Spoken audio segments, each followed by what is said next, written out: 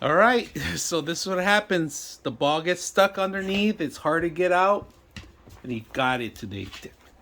Today we have a toy blocker which, like these dolls, can stop getting the ball stuck underneath there. So let's try it out.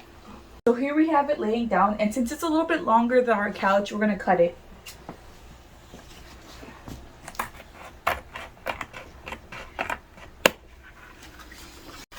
So you have to bend it at the edges right here.